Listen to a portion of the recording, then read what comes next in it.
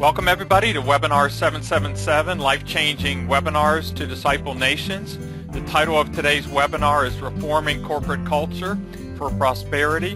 What role are we called to play? We know satisfied customers lead to increased profits, but what leads to satisfied customers? Today your life will change forever. Your mind is being expanded to the dimensions of new thought, and it will never retract to its original size or shape. I'm Dr. Joseph Peck. I'm a leadership and dream coach, and I'm passionate about helping people share their stories, ideas, and gifts with the world via webinars, because webinars are the #1 online marketing, teaching, and connecting tool. So write down who you feel you're to be connected with. And I believe webinars are the new global interactive TV. We have several panelists on today's webinar, and we'll have each person briefly introduce themselves before moving on to the opening prayer and the main subject area, or the main topic. And so I'm going to go ahead and start with Ted Garnett. Yeah, sure. Thank you, Joseph. I'm the founder and president of PS Culture Matters and have spent the last 25 years helping organizations to help themselves with their human capital deployment, setting them up for success so that they can lead to the success level their organization has envisioned. Okay. And Brian, let's have you introduce yourself. Well, first of all, I'd like to thank our panelists and Joseph for hosting this event, and we really appreciate it. I joined PS Culture Matters approximately sometime last year. After I met Ted, I spent the majority of my career in corporate positions, dealing with the types of positions I think a lot of people deal with today. The thing I guess I didn't know much about was corporate culture from the side of an organizational developer perspective, and Ted has really helped me understand that, and it was my him grow our organization to help communities and businesses, profit, nonprofit, truly recognize the assets of their company, their people, and drive that message. Yes, well, thank you, and I'm sure Ted is very glad to have you on board. Was Stephen Terracano from New Zealand? Let's have you introduce yourselves. Hi there, this is Steve. As you can see on the screen, I was an accountant in a former life, and I focused largely on business and strategic planning. I then got largely involved with people and upped my skills in leadership and sales training. And then a few of us got together to form a business coaching operation. So that enabled us to bring the numbers thing, the strategy thing, and the people thing all together to help small to medium business.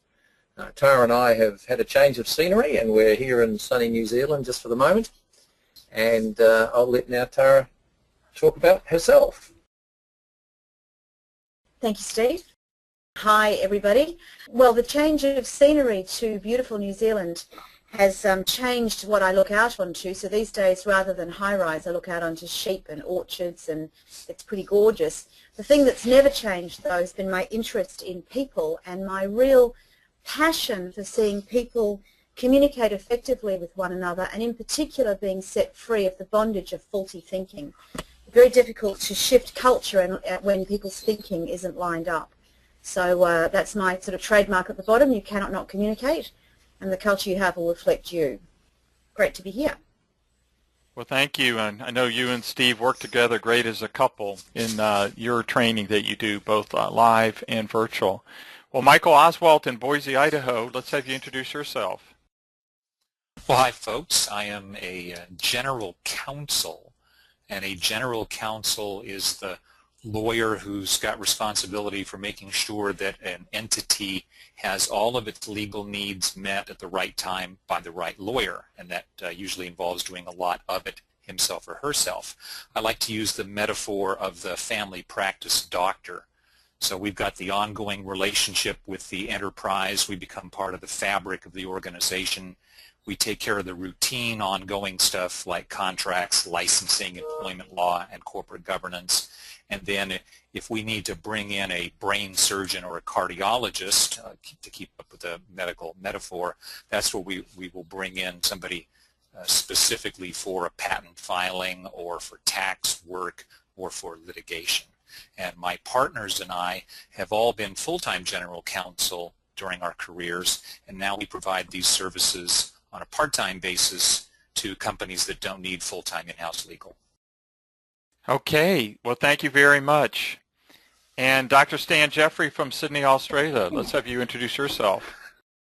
Thank you very much. I started off as an engineer and then I moved into the investment group, but I've worked in many regions around the world, in Europe obviously, in the UK, in Malaysia, in the US with Wang and some other computer companies, in Australia. So I bring what I believe is an international view to the areas of particular interest to me, which is strategic investments and particularly helping corporates from the top and the bottom. So I focus on the boardrooms. We've got a group called Boardroom Profits, which is looking at helping the chairman and directors to hear from God, and we're working at the other end, which is the entrepreneurs. Thanks. Well, thank you. And Jeff Rogers from the greater Seattle area. I know you're close to where the Google facility is. We are just down the street from Google and not too far from Microsoft as well. And Joseph, thanks for having me here. It's a pleasure today. And Michael Oswald for making the initial introduction. And we've had an opportunity to intersect here through both business and non-for-profit work. So I'm currently serving as CEO and chairman and founder of One Accord Partners. We're a group of just over 30 full-time former CEOs or executive directors. We have about 2/3 of our business that works in for-profit corporations in the mid-market space across the U.S. and other clients around the world.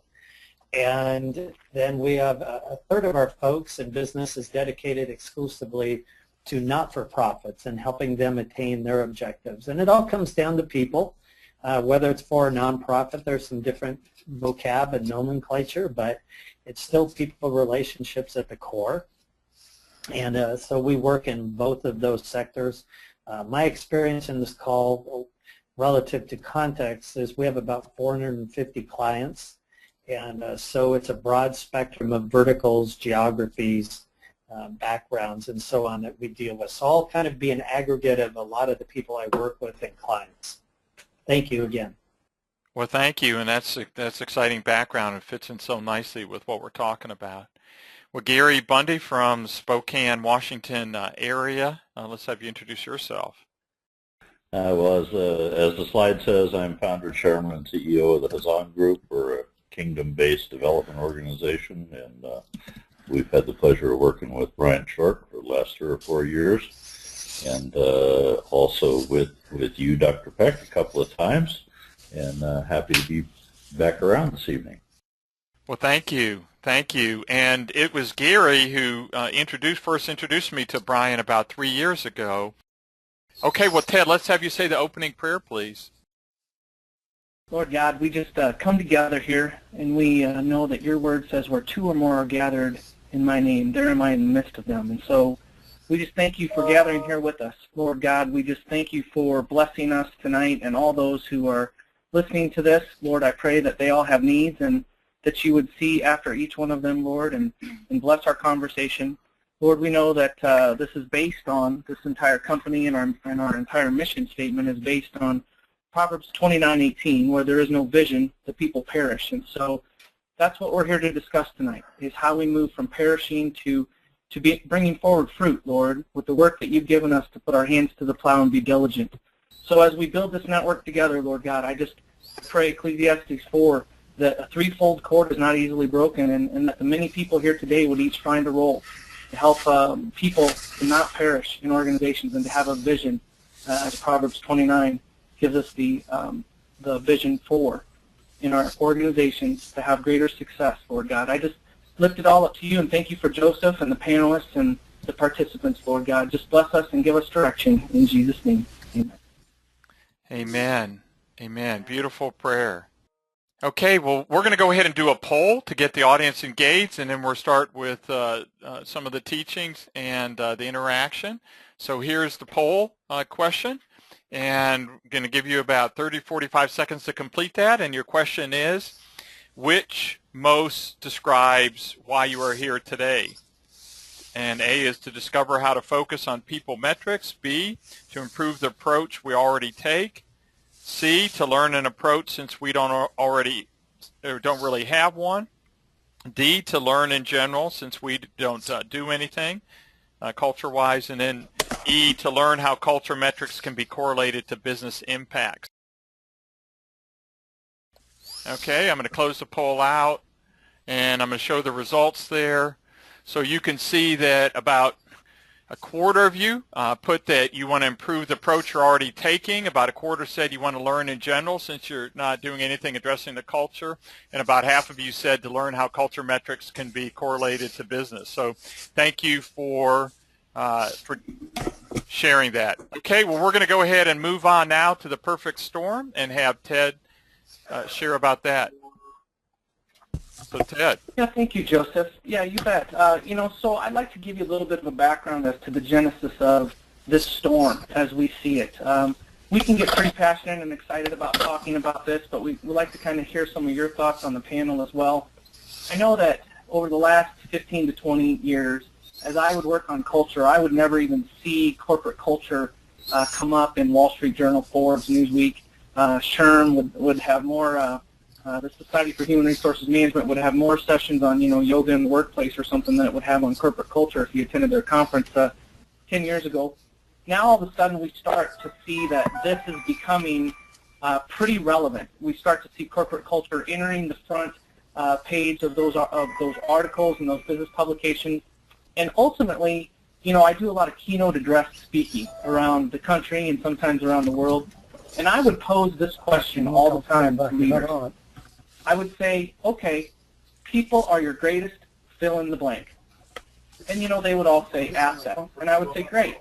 So since people are your greatest asset, what are you doing to treat that greatest asset similar to the way that you treat your fiscal assets, financial assets, etc.? What are you doing to make people your greatest asset? And I would get a lot of people tackling me out in the hallway. And they would say, I don't have a process for that. I don't have a way to measure organizational culture, to forecast it, to see. I don't have a system. Ted, you want me to compare it to how I get accounting statements on a regular basis with rigor and cadence, and how I can kind of lead culture, and how I can ensure that, as Tara says, you can't not communicate. Well, we can't not have a culture. How do we proactively develop that so that people have a vision and they're not perishing? I don't have a system or an approach. So I started working on a system and an approach that we now call accountable culture management that allows us to be accountable in leadership for maximizing the human potential, allows us to set people up for success instead of what we do a lot of times by setting them up for failure, by having a lack of approach to culture. So, you heard Tara talk in her introduction about how she hasn't changed, what she works on in several countries, and her expertise and the person she is, the job she has is still the same, but she has a change of scenery, and she loves it so much that her culture around her has changed. The environment she exists and thrives in is different. She's excited to talk to us about it, about what she looks out on in the morning. Well, how many people are that excited about Mondays? That becomes the question. This wave has been building. We see it's no longer a matter of is it real or not, but it's out there. Southwest Airlines, Zappos, there are people who are making comments and quotes out there, like this one on the screen here. We've got Lou Gerstner saying culture isn't a part of the game, it is the game. In this time at IBM, he came to find that culture is the game. It drives everything else. So now that we know that this perfect storm is brewing, and we have the baby boomers exiting, and the talent, the backfill of talent behind those baby boomers is critical for those organizations that want to compete, we've got this perfect storm where culture can really no longer be ignored, but yet how do we create process, system, approach, rigor, business cadence around it so that we reform culture into something that is an area where people can prosper, have a vision, versus just do it reactively, maybe once every 2-year employee attitude survey, maybe, just imagine if you did your financial statements once every 2 years, once a year, and then just made all your decisions about your financials. You would never, that's crazy. You would never do that because financial, fiscal assets are way too important to have that type of a loosey-goosey reactive approach. Well, here becomes the reason we titled the seminar, the webinar, the way we did. People, are they your greatest asset? If so, where's the evidence to convict you guilty of that? Because most organizations, we wouldn't have that evidence. And so there's a huge opportunity to start setting organizations and leaders and people up for more success. Well, thank you, Ted. So, Stephen, Tara, if you could just kind of maybe reiterate some of the things you've discussed with us in terms of, what things were like before in your organizational development and coaching, and what you're doing today, and how it relates to corporate culture. What's different? What's new? What challenges are you seeing and facing today?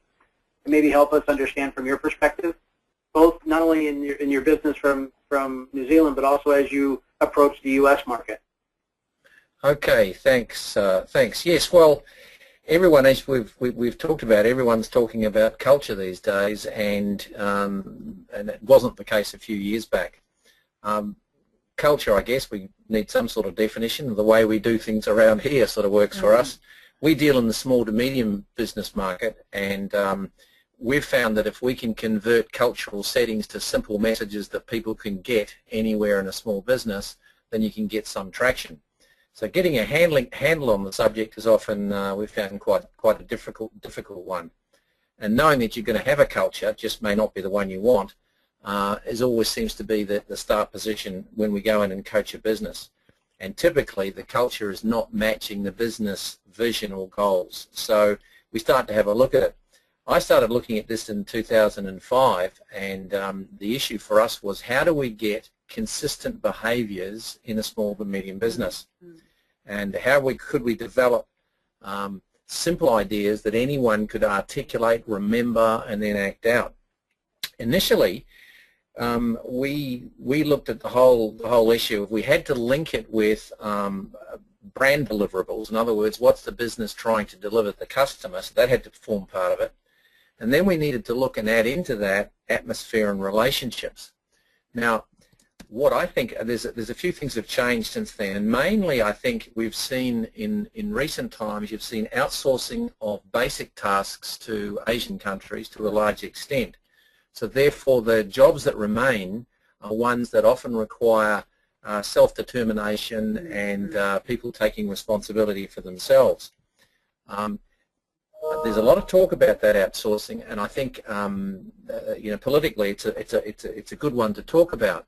I think, though, that a lot of jobs have been replaced by the simple jobs have been replaced by technology, and those jobs aren't going to come back. So we are now in a world where we have to deal with motivation theory as well as brand deliverables, and then atmosphere and relationships inside the business. Now, from a motivational perspective, there will always be people that look for extrinsic measures, in other words, the money that you're paying. There's also a large group of people now looking for more intrinsic measures. They're looking for autonomy, mastery, and purpose in the work that they do. And that then creates more challenges in defining what the culture is really all about. You definitely need a vision, and the vision needs to be written clear so that people can understand where you're going. And then you need a culture statement with 4 or 5 values and related behaviours, which is clear to everyone and is going to, if applied, deliver the brand that you want and also the atmosphere and relationships in the business. And if all that wasn't too much, we're now looking at the whole issue of, well, how do we weigh into that kingdom economic principles? And I'm recently starting to do a lot of work on that with a friend of mine in North Carolina, Larry Tyler. And so we're looking at doing business God's way. How do you weigh that into the cultural settings as well?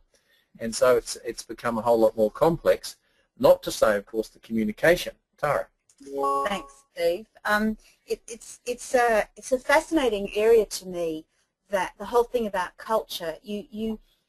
You cannot not have a culture, Ted, as you say, just as you cannot not communicate, and your culture comes out of your communication. So you may say one thing and your behavior will actually give the lie to what it is that you're saying. And what I found in working with larger corporates and then in more recent years with small organizations is culture seems to be the thing that people most grapple with. And one of the things I'm intrigued about is the whole area of being able to measure it objectively, because that takes it out of the realm of, I think it's this, and regardless of what's going on, this is what I'm telling you it is. So I love the notion of being able to actually measure it, because otherwise you come down to having a subjective debate about the whole area. Well, thank you, both of you. And as we move into the group roundtable, I'd love everybody, you all have individual sections to kind of hit on certain areas of expertise and perspectives that where you come from, but just from a general perspective, kind of a top-down, what maybe you can start off by just sharing what changes you've seen over the last 5-10 years in terms of corporate culture and the way you're leading your organizations or participating and guiding organizations to help them reform corporate culture to optimize the business side. Maybe we'll start off with Dr. Stan Jeffrey. Right. Interesting question, actually. One of the things that I'm finding throughout the community is that there's a lot of fear around, particularly in organizations that are downsizing. So the challenge we have is to get the balance right between having people that are frightened to lose their jobs and having people that are able to innovate and speak their, if you like, creativity that are given. Because one of the challenges we have is that to enable a person to be happy in their work, they have to be able to use their talents and gifts effectively. So one of the challenges I think we've got is to get the people set free from worrying about the the mortgage, for example. There's a lot of mortgage stress around the world, and so people are frightened to introduce a new idea. And everybody's talking about innovation, but very little of it is actually being allowed to flow through and benefit the companies. Yep, interesting. It is so true. I think, like you said, if you take some of the stress off the people and they're less concerned about what's going on in the environment around them, they're certainly going to be more productive. Jeff, maybe you can kind of continue on that thought process as you take on these roles as a I don't want to say virtual leader, but an outsourced CIO role or CEO role or leadership role in the organizations that you have influence on. What have you seen, and maybe you can share a little bit of what you've seen in terms of change over corporate culture and how you tried to deal with that? Yes, and just to clarify or elaborate a little bit on that, our team is made up of folks who have run companies or run nonprofits. And as I said earlier, it all comes from people or culture. I'm going to phrase it, but even in technology firms, it most certainly is still about the people. And in 30 to 40% of those, our projects will turn into running the company, running an organization as, whatever that title is. And the title is not the important thing, but certainly affecting the culture. And so to make sure that I'm consistent with the question is, what have I seen over, say, the last 8 to 10 years in terms of changes or shifts related to culture? Is that just to make sure I'm going down the right track? And or issues that you've seen, that you've walked into companies that have been, looking for some guidance and maybe identified that some of the business problems that they've had were somehow or not tied into some of the cultural issues that they may have had. Okay. I'll try and net out just 3 specifics. And again, with a broad base of clients to pull from. One is predominantly in the West is a very short-term mindset that has been driven out of, large enterprises, but that way of thinking, which is not consistent, I believe, with the biblical worldview of multi-generational transfer. As a matter of fact, when it was mentioned doing business God's way, there was a gentleman, Dennis Peacock, who's been my biblical worldview teacher, who wrote a book called Doing Business God's Way. And we've joked a little bit that, I don't think there are Christian companies. Michael Oswald and I have talked a little about this a long time ago, but, all my reading, companies don't go to heaven, right? But people do. But there are organizations that are built, as reflected in the prior conversation, around what values do you believe and how those values, those 4 or 5 key perspectives that you view all decisions through are impacted. And so Dennis has really helped me through that study and several others to understand that ultimately it's that worldview that impacts how you see your company. And so we have a very kind of Greek mindset that's not a very holistic mindset in Western culture and Western business, and it leads to very short-term thinking. And so that is one very consistent element. I've spent a lot of time in certain parts of Asia, and they have a 100-year strategy. And I was talking in a ministry group earlier today. The idea of a 100-year business plan is completely foreign. I'm not sure how practical it is, given that to be able to see that far out. But our thinking is a week or a couple months. And so one shift I've seen over the past number of years is just this whittling down of the time frame or horizon that people operate in terms of what their goals and objectives are. I think if we go back 20 years or 50 years, we wouldn't have this, what did you do this quarter? And although we're talking about most likely or privately held companies, that same thinking is still permeated down. It's waterfalled into the culture. So that's one. Two is, ironically, we've seen a greater and greater push towards this perfect profile related to skills or acumen and away from necessarily the holistic or values. Yet there's a greater recognition, the Evergreen report out of Harvard or a lot of other studies that show, culture matters, and articles that come out in, well-known and well-accepted business publications that say, culture, as Drucker said, culture eats strategy for breakfast. Yet, people are narrowing and narrowing down in specific skill sets and attributes and certifications rather than stepping back and looking at the values of persons. So that's almost a contrarian move that I've seen in clients, is in trying to move them away from, you have 10 things on a resume you're looking for in a checkbox, and actually to doing some of the work that Steve and Tara would certainly know, and Michael would know, and that is, are you looking at the values of the person, and do those values align with their culture? So that would be two. Third thing that I've seen is, talking about mortgages, is just the financial pressure that companies are facing, and organizations, nonprofits too, and so a move towards outsourcing and contracting of labor and contracting of executives. I think arguably Michael Oswald and I, our business models are both built on variable cost solutions, for companies.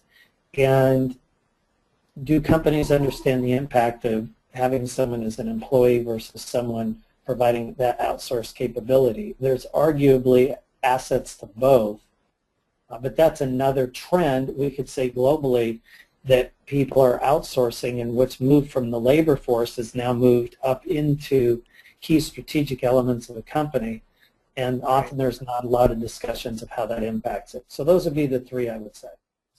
And Michael, just kind of continuing on with that, as the general counsel, and I loved your medical metaphor earlier, maybe you can kind of use that as continue that going in terms of, from a general practitioner's point of view, general counsel's point of view, with the organizations that you deal with, do you find it often a need to bring in someone, or like how often have you, I guess, directly seen areas within over the last few years this perfect storm, or this evolution of culture and trying to work on the culture, and culture playing a more important role in corporations today? Well, culture has always been important, but I can't say that over the course of the almost 8 years now that my partners and I have been operating this model that Jeff described, we haven't seen any particular emphasis on identifying, let alone quantifying culture and what's important in making culture work.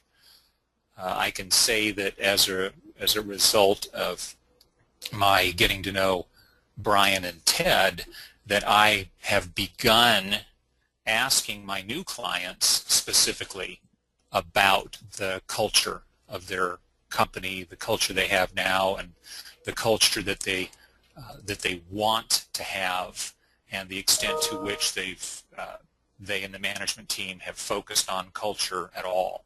So that's a new development for me personally and for my firm. Okay.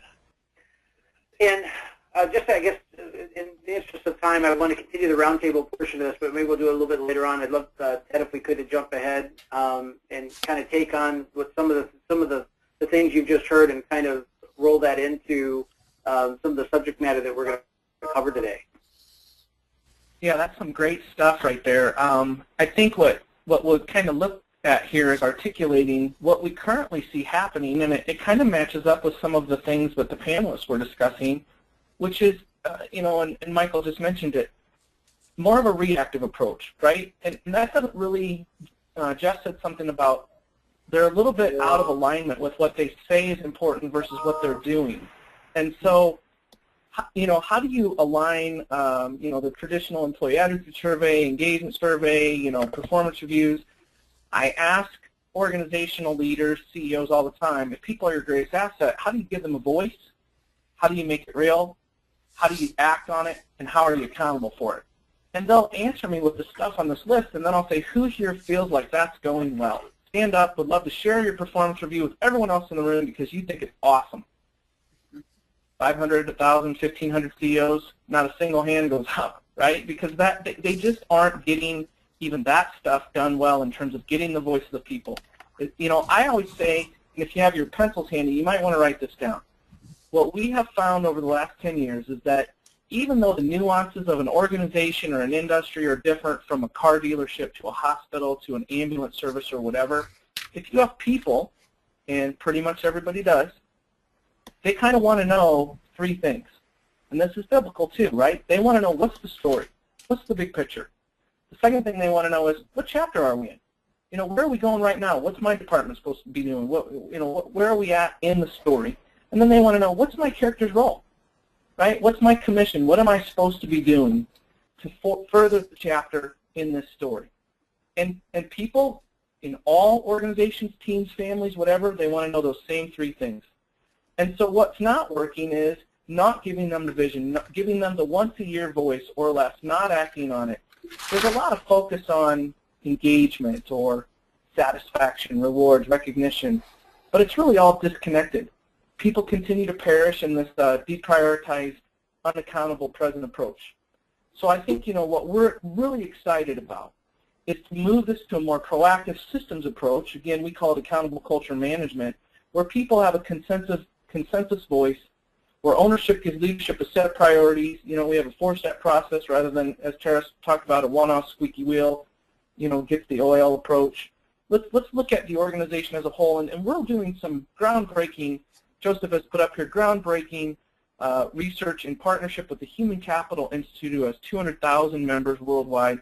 And we are looking at things like, how do you connect the culture drivers, the cultural components, to a likelihood or a improved correlation of higher net profit, or as I think it was Jeff was speaking to, whether you're for-profit or not-for-profit, you still have, that no margin, no mission situation. You still need funding, tax-based donors, whatever. And so we're connecting things like, would you be surprised to find out that engagement is not the #1 thing to look at? Collaboration and job satisfaction have a higher potential driving influence as cultural components on net profit margin, 16.7%, more likely to have higher profitability or capital, cash flow, whatever, with high collaboration cultures. Engagement's high. It's up there at 16%. We're not the first study, though. We're maybe the second or third, still kind of groundbreaking. But, on that next slide, Joseph, we've got, I think, some Towers-Watson research where they looked at a couple cultural components, narrowed them down. They found that organizations essentially with low engagement, but they also looked at a couple other things, so let's just call it low cultural performance, 9.9% operating margin, but those with high performing cultures, what we would call an accountable culture, a performance culture, 3 times higher net operating margin. Okay, now, so this is documented now, so we're no longer trying to figure out if culture matters. Now it's a matter of what we're going to do to drive all the things that we tend to measure and talk about and think matters, the bottom line or the financial impacts or the business impacts. So this is really exciting stuff. And just to give you an example, if I were to ask all the people in your organization, are there jobs and approaches and things that you do in your organization to fulfill your mission statement that you could do them for an hour and they sap your energy for 8? And then are there things that you do that drive, value to the customer, value to your market or community or stakeholder, where you could work hard for 10 hours, but it leaves you with more energy than when you started. It gives you energy for the day. You go home excited. Of course there are. So everybody would say, in order to have a well-led, well-fed, happy, super great, high-producing culture, energy would be important. I would say, where in the typical performance review, employee attitude survey, normal current approaches, where would energy show up? It's not there. It's in the stuff we do. It's in the Towers-Watson stuff. So this is a great example of how this stuff is so important, but yet being so missed for the lack of rigor, for the lack of an approach. And that's what we really want to try to work on now, is how do we get to that better approach than this kind of old, reactive, doesn't work stuff. We need a more systematic business approach. Thank you, Ted. So, Michael, just kind of continuing on with what you were saying earlier and what Ted just wrapped up with, I think that most everybody could pretty much agree that culture does matter, but now, well, how do we take it to that next step? How do we identify the impact on the rest of the organization, from productivity to profitability, margins, et cetera, the business indicators, and so on? And you had mentioned that, more recently you're taking a more proactive role, which is certainly the step that we talked to with everybody about. Has anything come more visible to you in terms of companies starting to understand that in some of the conversations you've been having? Well, those conversations have, very recently begun, so much too soon to have any results to report. But one of the things that my partners and I do is something that we call a business and legal risk assessment, and we have all of the dimensions of business risk identified. We've got this proprietary checklist that we've developed over many, many years, and there's a large component on the employment or employment risk side, and we are going to add a specific question about culture, just so that we can get people thinking about it in more measurable ways. And obviously, as we all in this group work together, we will have more tools that we can make available.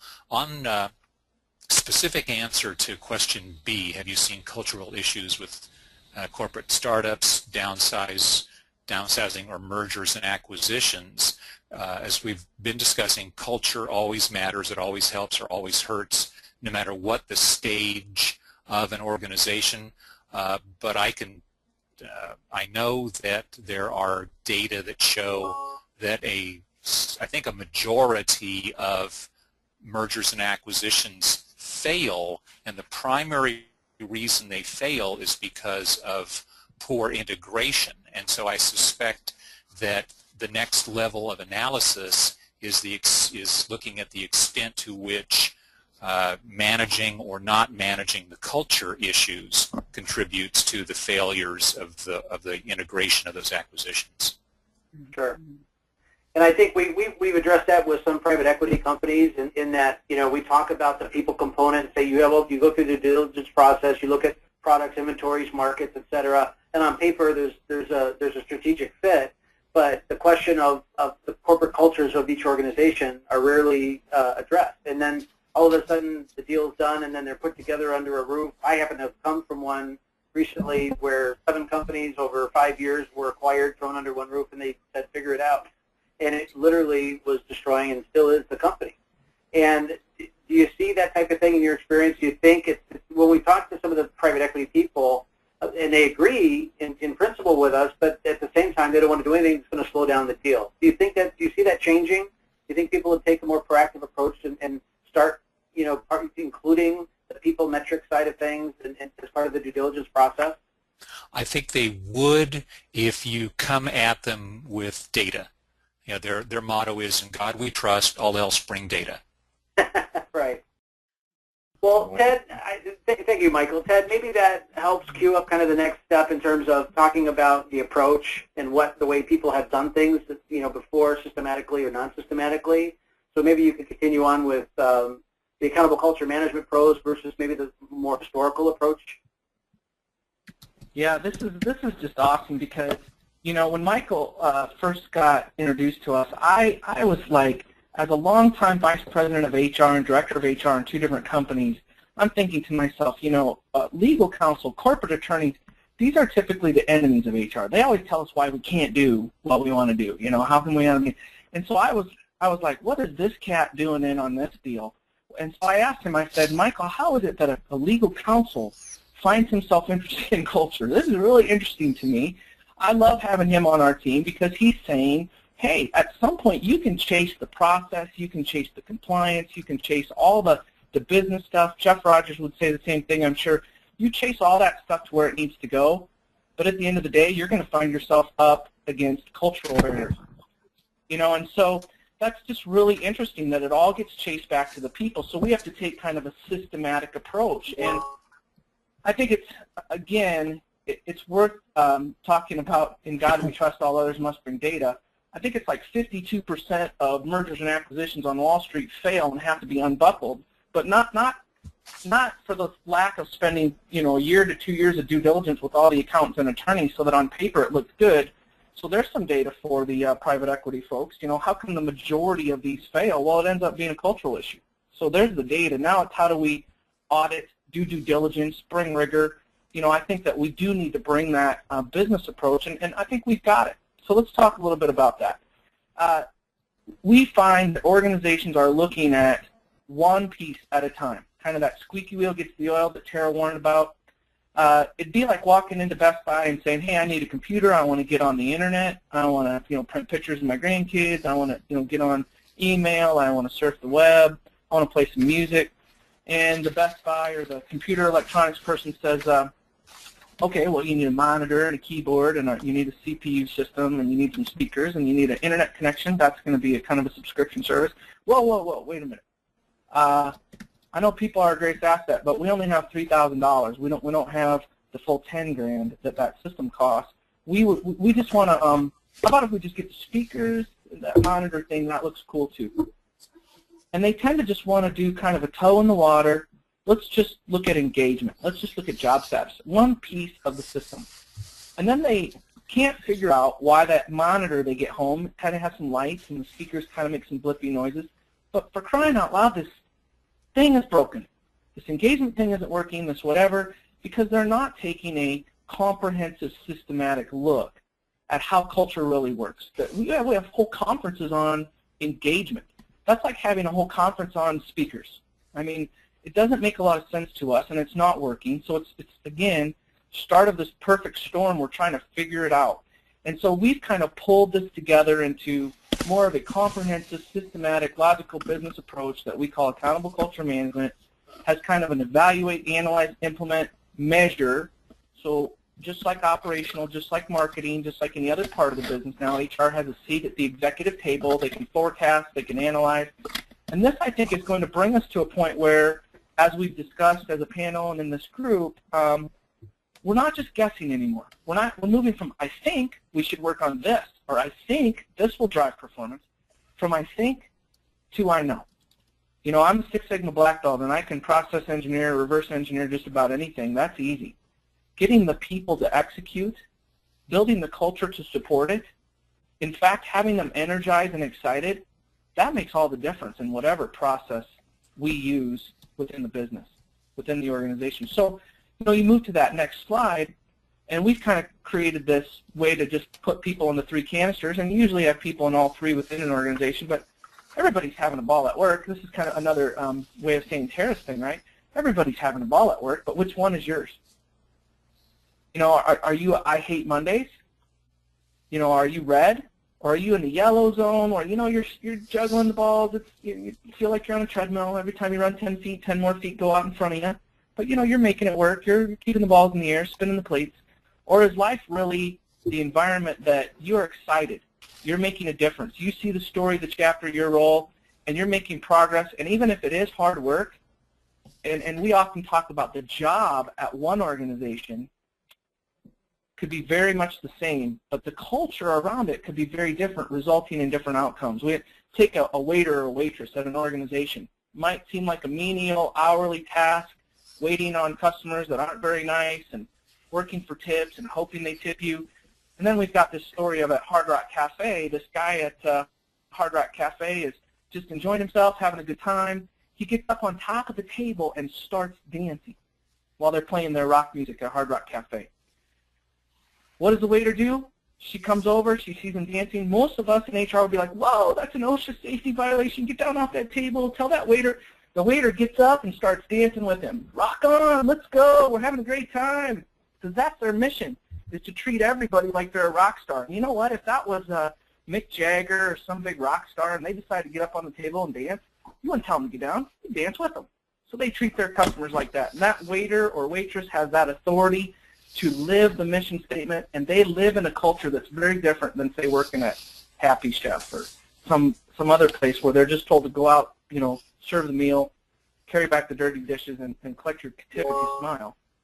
So, you know, we're looking for this difference maker, and a lot of it at some level is you can work on process inside, you can work on the culture to a level, and then I think Jeff could probably talk a little bit about at some point it becomes a junk in, junk out. Like maybe you improve your culture, we've seen that happen, but then the people you're hiring are not a fit. You know, they're not the right people to bring into the culture, and so then they just take you backwards. Just like we say in Six Sigma, it's the ruthless reduction of variance. We've got to eliminate people who pull us into variance land, and we've got to eliminate, you know, attitudes and break from opinion leaders who we might bring into the organization and take us backwards. So, Jeff, I think you've done a lot of work in that realm. We have, and we continue. And, you know, it's interesting, I'll say, too, in terms of taking the flashlight and shining it on other companies, let me say I need to continue to shine it on ours. And I go to the extent that we partner with experts in culture to invite them into organizations, even though I think it's something that most of our team, given their background, is comfortable in. But just to have an objective counsel, and in turn, we've hired folks to do that for our own company as it, you know, as we look to grow and expand too. And interestingly, I was on a radio show recently and asked if I could illustrate with a company who had got away from their core values, and in doing so, what happened to that company? And it was interesting. I said, yeah, we did. We actually got away from, I think, to what the question talks about, looking for the right fit in a candidate for our own company, and we looked at some of those functional attributes. And our two core values as a company, the very simple, is absolute truth and absolute compassion, which of course is truth and grace, but in a kind of a business acumen, at least it's a little bit of a terminology that people can understand, although they'll still look at us and say, well, what does that mean? And we needed to get some things done and change some structures here, and we did it in truth, but we didn't do it with compassion. And we got away, and as a result, we nearly lost some of our best people. And thankfully that didn't happen, but it's taken a lot more work to get it back than it would have to do it right at the front end. So what we do in order to understand the cultural fit of our candidates that are working with us is we've actually created a number of online tools and videos that are very overt and explicit that we send to someone to review before they begin an interview process with us, to ask if they align with those. So before we even reveal really what our business model is and how we work, you can do a little research on the web, but you won't really understand internally how we do what we do. You may get the client message. So we have folks go through and watch these videos, and then we've created a survey process that we do in SurveyMonkey that's really around cultural values and alignment. And it's interesting in that process that some of the people that are asked to discontinue the investigation with us into our company come back and say, you know, why did I not make it? And you never did explain to me the money, and you didn't explain to me how you went to market. And just kind of by definition, you really have understand there's not a cultural alignment in terms of what objectives are. You know, I think as a company, we've built it in, but yet we even got away from it, sadly. And it took us a little slap upside the head to come back as a firm and say, let's get back to the values that we are built upon. And thankfully, people stuck with us through that. Another question is, you know, thinking about moving the work world from you know, perishing to prosper, and, you know, are we creating the right kind of environment to help our people thrive and grow? And I have to look at that internally, what your values are, what your beliefs are, and that the call to work came really pre-fall. It's a mandate that we're designed to work and we're created to work. And so I believe much of what we do is really about redemption and bringing people in alignment to how they're designed to work. And so much of our work is focused on revenue growth, profitable revenue growth. But really, when you get down to what we do, it's kind of a Jim Collins of the right people on the right seats in the bus and empowering them and creating environments that allow them to thrive in what they've been designed to do from, you know, really from birth, and helping them to see that and to make sure the role aligns with that. And so as we do that, then people prosper, right? We're not about how to prosper, but really about how to redeem. And then through that, they find alignment and they prosper. They find joy. They're more productive. The company makes more profit. People find more joy. And, you know, that ball that we have goes from the red to the green, right? As they do that. Well, thank you for sharing that, which is kind of interesting. And so the next Joseph participation poll kind of helps us gauge where our audience is in terms of to what extent do they believe that culture does in fact impact business. And I think that's kind of helped us identify to the audiences that we speak to where are they starting from? You know, to what extent do they think that it does have an impact on the overall business, productivity, profitability, top line revenue, et cetera? Okay, so we're ready for the next poll. And the question is, to what extent do you believe culture matters when it comes to driving business outcomes like profit, quality, productivity? And so A is culture is a factor of 75 to 100%. In other words, it matters a lot, driving business outcomes. B is culture is a factor of 50 to 75%, driving business outcomes, so it's fairly important. And C is culture is a factor of 25 to 50%, driving business outcomes. D is 10 to 25%, so it's not very important. And E is, you know, 0 to 9%. It really doesn't make much difference, and so don't spend a lot of effort or money on that, would be my interpretation. Okay, well, it looks like people have chosen all A to B. I'm going to go ahead and close the poll here, and we can see that about half of you said that culture is a factor of 75 to 100% driving business outcomes, and the other half of you or so said that it's a factor of 50 to 75%. In other words, you're saying it matters, and so that's what we all agree with, of course, on this panel. So using that, and in our conversation, Dr. Jeffries, maybe you can expand a little bit and elaborate on, you know, from your perspective as an investor, as a business leader, as a former engineer, you know, if we all agree that it does have an impact, what do you see is kind of the next steps, or to what level do we need to engage, or, you know, where does it matter up the ladder in terms of whether it's middle management, senior management, executive management, board? I think that, you know, it needs to take hold and drive this. Thanks very much for that. I have a couple of comments that I just want to make as well. As you mentioned, I've been involved in venture funding, and I guess the challenge we have to look at is that venture funding is looking at the culture from a slightly different viewpoint, although it does add up to the same outcome. Because investors are a bit different from the donators and philanthropists, which they want to see a financial reward for their investment, and it makes up a number of interrelated activities. The financial rewards, of course, are profits, which equal the dividends, the growth in value, which equals the equity growth, and the IPO or liquidity aspect. So those are things which investors are looking for, and they need a competent and generally well-trained organization to achieve that. And together with, of course, they need some product or services that can produce it at a lower cost than they can prepare to sell, than it can be than somebody's prepared to pay. So basically they've got to make a product or services that will make a profit.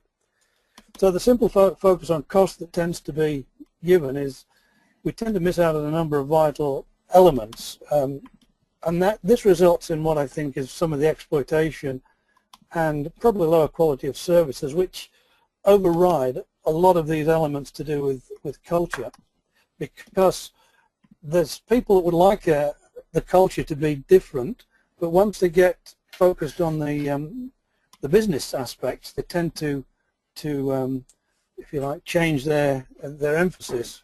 But one of the things I believe is that people are created in God's image, and they're created to glorify Him. So actually we need to glorify Him through our roles in the workplace. But nobody mentions the devil. The devil is actually trying to compromise and distort God's image. So I think he gets in behind a lot of the aspects that we need to be cognizant of in terms of fulfilling God's plan. But I just want to make another couple of comments about the stage of a company, because if you look at the early stage company, then I tend to focus on identifying people that have got a certain strength. So we use the strengths finders, Gallup have got a strengths finders model, to look for likely success characteristics and then look for others to form a complementary team.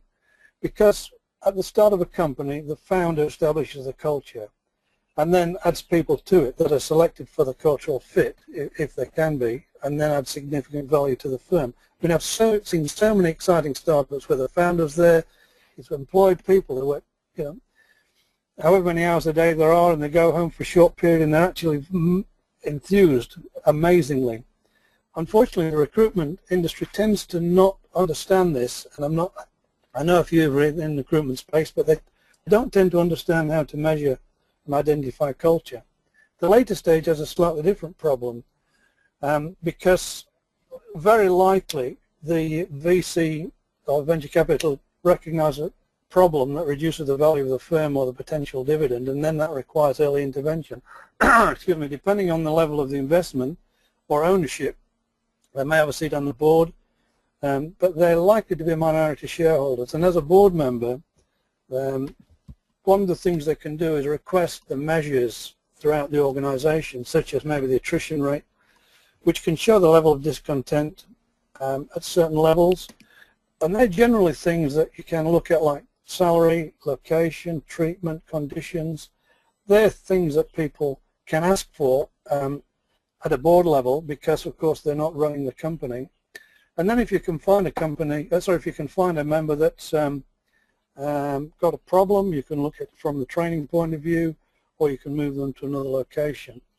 But one thing we don't tend to think about, and that is the soul of a business. I believe there's a soul to every business, and it's a collection of the people. So we need to look for a soul bonding culture where there's a connection between the people. And in terms of the entrepreneurs, I believe the foundations need to be built on ethical and scriptural foundations, so that if you look at these levels on the diagram, the board level, I think we need to get in and ask the CEOs or the directors, or the managers for their strategies and information. And I think at the entrepreneur level, we need to put strong foundations around them when we're investing them at the early stage. It might be an angel investor, and one of the requirements might be that he sets up a particular culture that honors God pretty clearly. But then looking at how to correlate the metrics, is the last part there, with the business performance, I think it's absolutely critical and probably overrides the whole story. But the crux of the problem is how to show that people actually earn their salary. If we could show that people earn their salary, then there wouldn't be so much strife in organizations. At the moment we have some measures: piecework, hourly rate, salary, everybody knows about these things, bonuses, performance-related bonuses, and salary has been used for sales people for many years, and that's working pretty well. But how do you operate throughout the whole organization? One of the metrics that I've just been looking at, which has got some credibility now, is what's called a happiness factor. And it can be applied at work, and it's actually difficult. It may be difficult to accurately quantify, but there is some research that I've just recently found in the UK where they've measured happiness. And happiness can have an impact on the company and the country, and it can measure national well-being. And actually, Harvard Business Review last February had an article on this saying, we've learned a lot about how to make people happy. We'd be stupid not to use that knowledge. So I think happiness is an important thing. And in the Himalayan kingdom of Bhutan, they've just recently introduced a new measure into national prosperity called happiness factor, and it's actually GHN, Global National Happiness. And they believe that this idea will help the workforce become much more productive and more successful. So I think we've got to look at other metrics other than the classic economic metrics, and the venture capitalists and entrepreneurs actually can understand that. And it's difficult to know exactly how it can happen, but we know what we want to do. But I got one little comment that I think applies to everybody. If you can figure out what you love to do, then you need to find a way to make money doing it. And I think quite often we end up wrong people in the wrong spot, and no matter what you do, you're not going to get the culture working until you find the right spot for those people. And so I think getting that balance between expertise, skills, love for the job is really what's going to make the difference. Thank you so much. That was so on point. And in fact, I think it's a perfect segue right into Ted to kind of talk about, measuring and, correlating those people metrics to business. And because I think, as Dr. Jeffrey stated, at the end of the day, and even as Jeff and Michael had mentioned, at the end of the day, it's show me the data, or, is it the right fit? Is it the right alignment? And at the end of the day, how do we prove that the investment in one area is going to truly affect the other, and does it pay off? Yeah, I mean, a lot of really good thoughts there. And, I've often wondered if you could have a culture score in the situation of a merger or acquisition, why wouldn't you put that alongside of the financials and the operational stuff and, the site tour? And if that culture score were a mess, a buyer would discount it, just like having an audit of a home before you buy it. If the structure is a mess, then you're going to offer a discounted price. Yet if it is very strong, the seller would want to know that as well, because they would put a premium price on it. And so I think it really plays into that. Don't mistake the next couple slides. I'm going to turn into a real business-focused person, and it's why most of you are here. But don't mistake the fact that I am the HR person. I do believe in being the health and happiness patrol. I plan the company parties. Okay, so when I get real business-oriented, don't get after me for not caring about people. I'm the guy who coaches organizational leaders to say what matters more in your one-on-ones, focusing on results or focusing on relationship. When was the last time somebody got fired for not developing and cultivating the talent of someone below them versus when you fired somebody for being 10 minutes late for work 5 times in a row?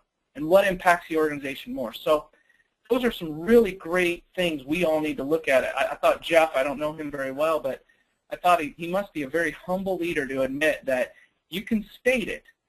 You can state these values, or you can say, but you have to have that rigor to approach it. And it has to mean something. So in other words, the reason I care about the Health and Happiness Patrol, the reason I plan the company party, is because happy employees, as Dr. Jeffrey brought up, happy employees lead to happy customers, lead to happy bottom lines. There's a chain, and we can track it and measure it. And so we're going to get working on that. We're going to take this consistency of focus on culture drives outcomes. I mean, Southwest Airlines is always the example. Somebody came out, another airline came out with a news article that said, we are the new leader in customer service, and Southwest Airlines living their value of fun, right? They could have had their attorney call this other airline's attorney and say, no, that's not true, objective research doesn't show that, blah, blah, blah. They just said, took out a full-page ad in the newspaper, and it said, after a lengthy discussion with legal counsels within our walls and outside, and kind of went on and on with a bunch of legalese, and they said, it looked like they were going to make some big announcement. Then the bottom line, just in the same small, 10-point font, was, we have determined our official legal response to our competitor airline is, liar, liar, pants on fire. You live the value. That's how you articulate it. And that's what builds your culture. That's what makes culture real.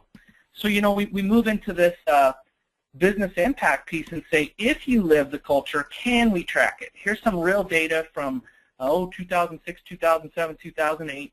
Goes back that far, where we had an organization who had a low scores in, I think this was accountability within their culture. And for years they told me as their consultant, I said, hey, you guys need to work on accountability. Oh, I know, Ted, but we're good. You know, we think we're pretty much as good as anyone else. They make a Fortune 500 company. They're a sub-tier supplier to a Fortune 500 company. And so they said, yeah, I think in our industry we're good. Well, then we put in our generally accepted people metrics and our accountable culture management process, and they were in the low 3s on a scale of 1 to 8. And all of a sudden they called me and they said, Ted, we're terrible at culture. We're terrible at accountability. We need to get this going. And so they worked over the course of the end of 2006 on, we developed the action plan and the initiative to bring this accountability scores up. It definitely impacted their culture. Everybody had a voice. Everybody was valued. There was a common vision and ownership for it. And they got up to a level of sustaining a higher performance, kind of in the low 5s. So on a scale of 1 to 8, that's not too bad. They came back and they said, Ted, I think we're good now. I think we're, you know, it's pizza party time. And I said, well, let's just put in the industry comparison, or the all GAPM users, kind of the S&P 500 index dotted line, and see if you've gone, you know, from average to great. And so I put that in there, which we have in our system. And again, having baseline, benchmark, brings us into the business world, right? We can now begin to even forecast it. But here, they looked at that and they said, wow, we thought we'd really made great improvements and, you know, we'd be able to recruit people into this great culture we have. But we now realize by looking at this, important point to make. By having this approach, you can now look at it this way where you never could before. Ted, we've gone from horrific to average. A great improvement for us, but not really where we want to be to compete for talent, to be competitive in the marketplace. We really need to continue to improve this. So along the lines of you know, late 2007, they said, let's try to go from good to great now. And we put in some new action plans. Again, lather, wash, rinse, repeat. Southwest Airlines always lives the values. That's what tells you their culture.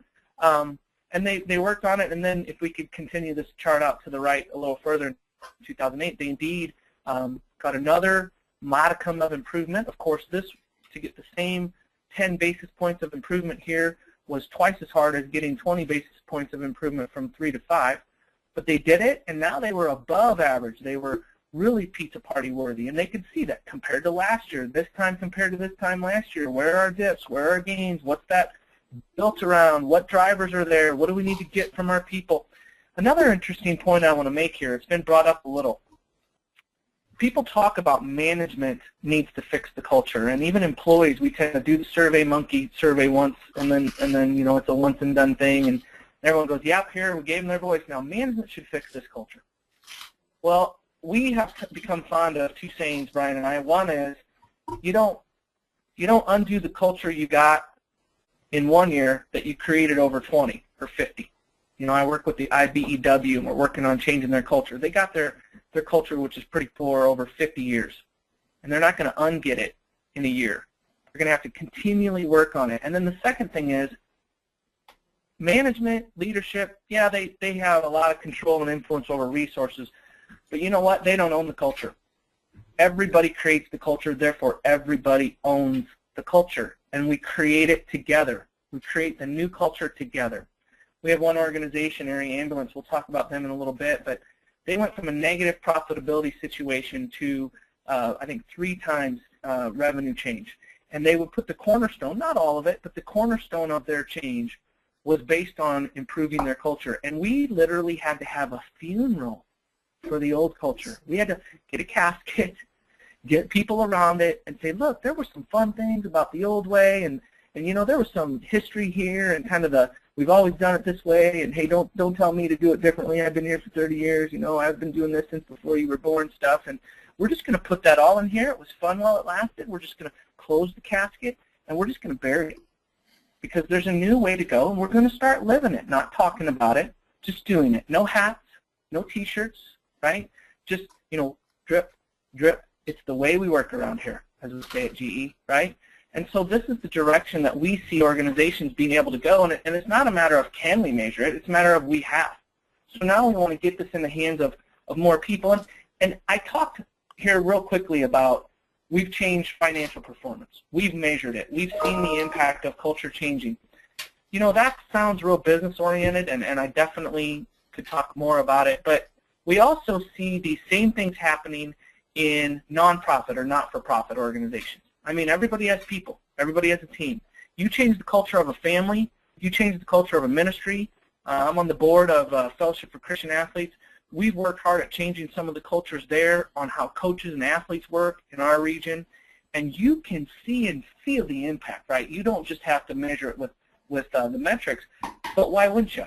You know, you can see and feel the impact of financials, but you don't stop doing financial statements just because things are good for a couple months. But, you know, maybe we could talk a little bit about how that looks, whether it's business or non-business related. Kind of speaking to that, you know, Gary is the founder of Hazan Group, which is made up of both a for-profit and non-profit division, and doing teaching, training, and impartation, and collaborative relationships and joint ventures, and globally. And I know that you've been doing this for many, 20-some years now. But as you see the evolution and some of the projects you're working on, I had mentioned specifically, most recently, the Zambia project that you brought me in on. Maybe you can kind of speak to what you've seen over the years, and you know, even as you were training people on the donor-based model not working, and so they had to move to more of a revenue-based model, you know, things of that nature. I mean, how does that affect culture and some of the projects that you've been working on and people coming to the table? Maybe you could speak to that from both the nonprofit and the for-profit side of the organization. Yeah, first of all, I really want to thank the participants so far. The conversations or the input there is really, really excellent. And, you know, I always have to come back around to a kingdom perspective. And people ask me, what do you mean by kingdom perspective? And I always say everything that's fully submitted to the king. And a lot of times we'll find people call us into a scenario and they think they have a problem that needs to be solved. And we very quickly realize that it's not the problem at all.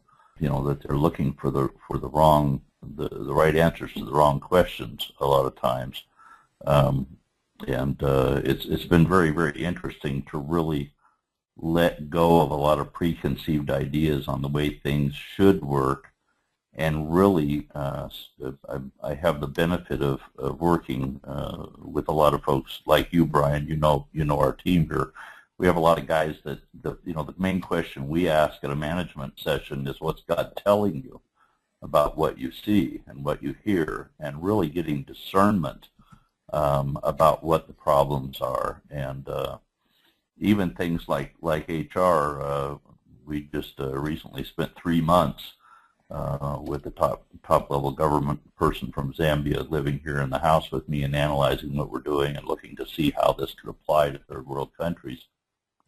And it was very refreshing to hear him say, I now have to throw away everything that I've been taught, because once you move into that kingdom mode and really begin to get some discernment and some insight into what God wants to bring in, which I think is, when I see corporate culture, what I think of is this a culture that God's really been invited into, not just in the Christianese sense, but is God really active at the board level and even in the HR section? Brian knows that virtually everybody in our organization was never recruited, including Brian and I's relationship. You know, when people say, how did you meet, we go back to something that God did, and inviting that into your organization from the top down really we see makes a huge difference in the way things work.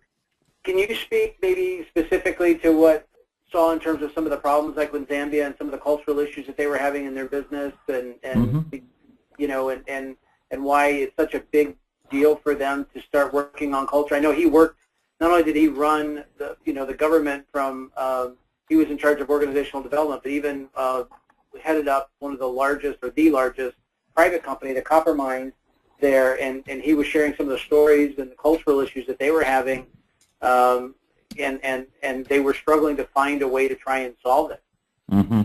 Yeah, first of all, I'd like to say, Vincent, if you're listening, we're happy you got home in one piece. He took off today for a couple-day journey from the Pacific Northwest back to Zambia via London, and we hope that he's home safe and listening to us. But No, he conveyed a story of how the government's major mining organization there, and he was running HR there at 26,000 employees, and how I believe it was people from India came in and bought the company, and the workers didn't like the management, and the management would buy new equipment, put it down in a mine somewhere, and the workers would go down in the mine and tear the equipment all apart and report that it was broken and they couldn't get their jobs done. And it was all about culture. It was 100% about culture.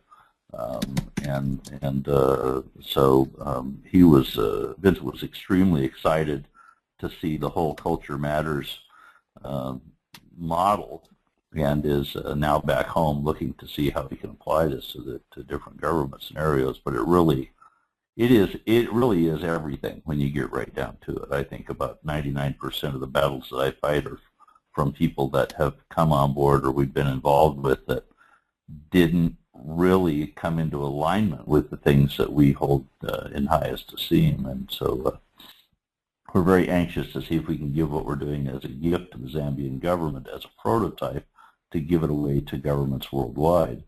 And it's the timing on this was definitely a divine appointment for our organization to encounter your organization and see the fit, and we're still, of course, exploring that. Oh, thank you, Gary.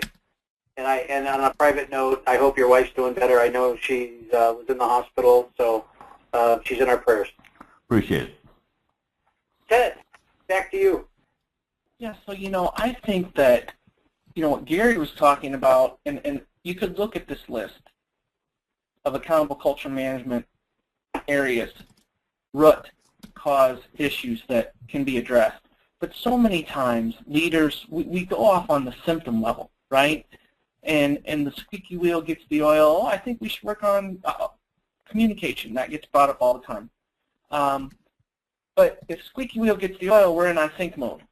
And so really what we're trying to do is go to where we can go from I think to I know, so that we can set people up for success, give them the vision, the story, the chapter, and the role, and allow them to prosper.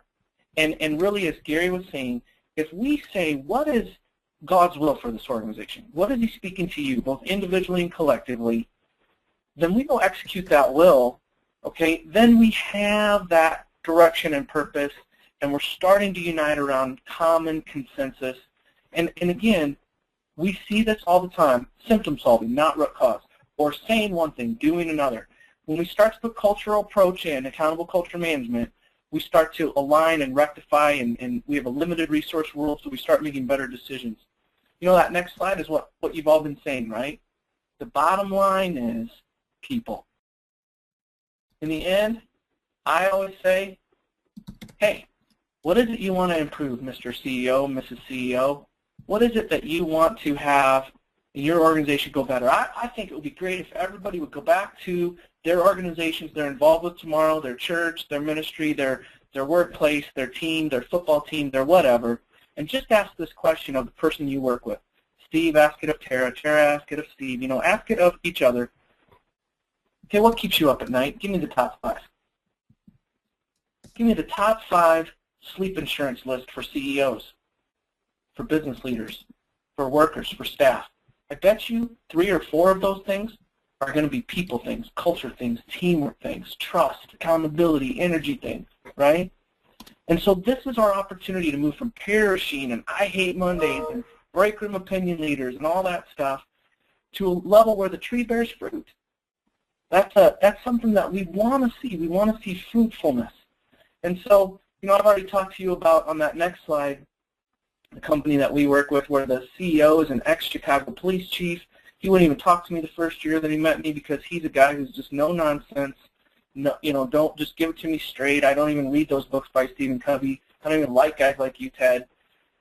Once he got to know and listened to me, we were in a CEO roundtable for about a year, and I would make some comments or whatever. I somehow got his attention, and all of a sudden we're doing accountable culture management, and they made a huge turnaround. And he is quoted in our upcoming research on culture driving business impact because they have made a difference. They have taken ownership, and their future has a vision, and they have created it.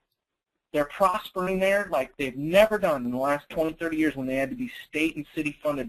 They're self-funded now. They're even turning profit. Their patient care is unmatched. I mean, it's unbelievable what's going on at Area Ambulance. You know, they just have a different culture than what they've ever had in the past. And, you know, then there's still organizations out there on the right where they're wondering about their future. And the question we ask organizations is, you know, which future is yours going to become? What direction are you headed? I mean, where's your approach? Or are you just going to kind of hope the perfect storm goes your way? So let's just hear from Steve and Tara, your thoughts with what's been discussed here. I think there's Steve here. I think the conversation's been quite very in-depth and very revealing.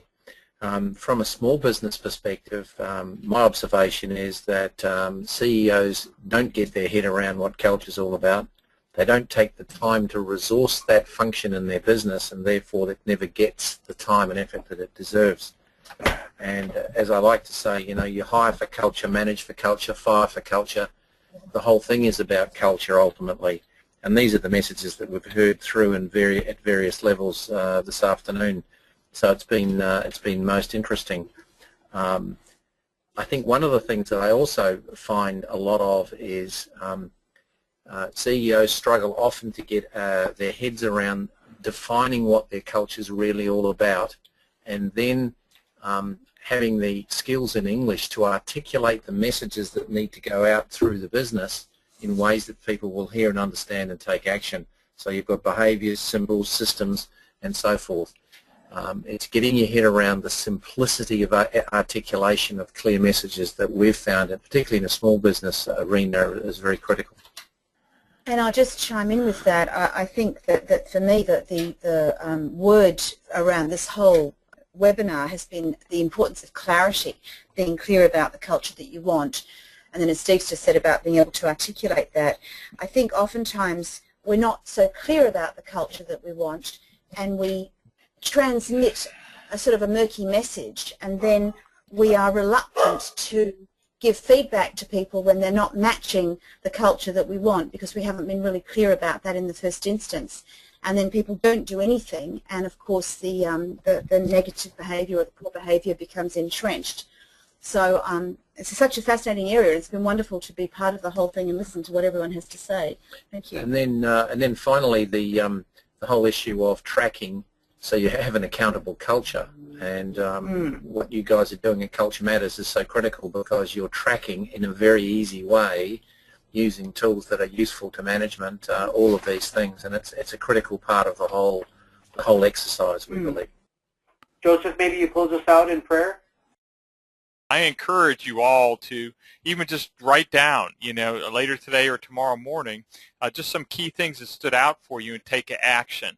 You know, you're not just here to listen to a message, but I believe each one of you is here to do something and impact the culture in an organization or in your community or in your network somehow. Heavenly Father, just thank you for bringing together the different people, the different experts, and for sharing this message, which is very important. And Father, the organizations around the world are developing an awareness of the importance of not just saying people are their most important asset, but actually demonstrating that. And as people have said throughout, that culture does matter, and being able to measure it is important too. And so I thank you for PS Culture Matters. I pray, Father, for you to just prick people's hearts to get involved. And Father, I pray that the people who are listening to this live, the people who watch this replay or listen to it at some point in the future, will do more than just take the message, and but Father, that they'll take action ultimately.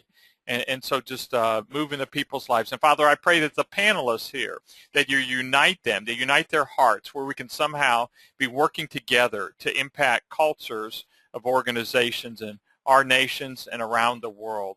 And I thank you for the message that's been shared today. We bless you and we honor you, Father, Son, and Holy Spirit. And it's in your precious name, Jesus, we pray. Amen. Amen. Thank you, everyone, for participating in the event today. As a guest or a panelist, it truly was an honor. Thank you so much. Yes, And great Joseph, job. Great job, Ted and Brian. Thank you each of the panelists, and thank you each of the attendees. We appreciate you investing this time. Blessings to all of you. This concludes our webinar. Goodbye.